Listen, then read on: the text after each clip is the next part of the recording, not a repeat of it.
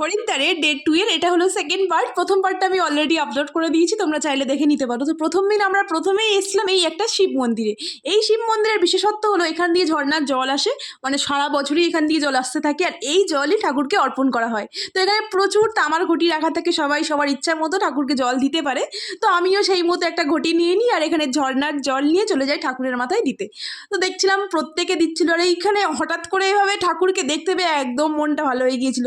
মন্দির তো আছে জানি, তবে এখানে যেরকম জল দেওয়ারও ব্যবস্থা সুন্দরভাবে করা আছে সেটা তো আশা করিনি।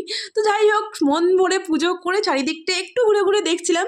তো একটু ওপরে, মন্দিরের একটু ওপরে দেখলাম যে এরকম একটা করা, এই যে পাহাড়ের গায়ে থেকে জল পড়ছে, আর এখানে নাগদেব আছে, তো বেশ ভয় লাগছিল দেখে। তো এইখানে দেখছিলাম এখানেও ঝর্ণার জল পড়ছে, আর প্রচুর মহাদেবের মূর্তি রাখা, লিঙ্গ রাখা, তার মাথাতেই একদম সারা বছর এভাবে জল পড়তে থাকে। ব্যাপারটা তো খুব ভালো লাগছিল।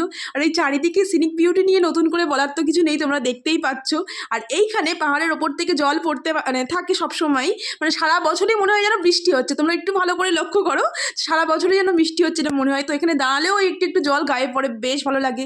একদম বরফ গলা জল না, যেরকম ঠান্ডা আর বেশ ভালোও লাগে। এই কড়া রোদের মধ্যে হালকা হালকা জলের ফোঁটা, তো ভালো লাগবেই। চারিদিকে একটু ঘুরিয়ে ঘুরিয়ে ভিডিও করছিলাম, আর এখানে সবাই যাচ্ছিল ভিডিও করতে। একদম বরফ গলা জল, তো পা দিলে যেন একদম পা কেঁপে উঠছিল। তো আমি আর ভিডিও করিনি ওইখানে, তো সবাই ভিডিও করছিলাম, একটু ওয়েট করছিলাম, কারণ সবাইকে নিয়ে আমাকে গাড়ির দিকে যেতে হবে। তো আজকের ডেস্টিনেশন তো অনেকটাই প্ল্যান করা আছে পুরো দিনের। তো একটা জায়গায় এতটা টাইম নষ্ট করলে হবে না, তবে এত সুন্দর জায়গা দেখে কেউ কেউ সহজে যেতে চায়। তো অনেকক্ষণ ধরে সবাইকে ডেকে ডেকে ফাইনালি আনা হলো। যদিও আমিও ওদেরকে ডাকছিলাম, আর উপরন্ত আমিও একটু ফটো ভিডিও এগুলো করে যাচ্ছিলাম। তো একটু একটু করে মোটামুটি অনেকটাই লেট হয়ে গিয়েছিল। এখানে আধ ঘন্টার মধ্যে টাইম ছিল, তো আধ ঘন্টাটা কখন 1 ঘন্টা হয়ে গেছে বুঝতেই পারিনি। তারপরে সবাইকে নিয়ে আবার রওনা দিলাম, গাড়ি যেখানে দাঁড় করানো আছে। আর এইখানে সারা জায়গায় এই বানর, মানে এরা বেশ ভালো লাগে দেখতে। তবে এদের থেকে ব্যাগ ট্যাগগুলো আর সানগ্লাস বা চশমা এগুলো সবসময় দূরে রাখতে হয়, কারণ এরা দেখতে পেলেই নিয়ে পালাবে, নিয়ে একদম গাছের মাথায় উঠে যাবে।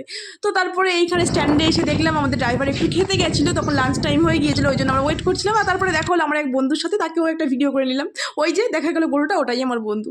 তারপরে রাস্তার মধ্যেই বসেছিলাম খানিকক্ষণ, ভালো লাগছিলো, একটু হাওয়া দিচ্ছিলো না। তারপরে এখান দিয়ে হেঁটে হেঁটে খানিকটা ভিডিও টিডিও করে নিয়ে আবার রওনা দিলাম নেক্সট ডেস্টিনেশনে যাওয়ার জন্য।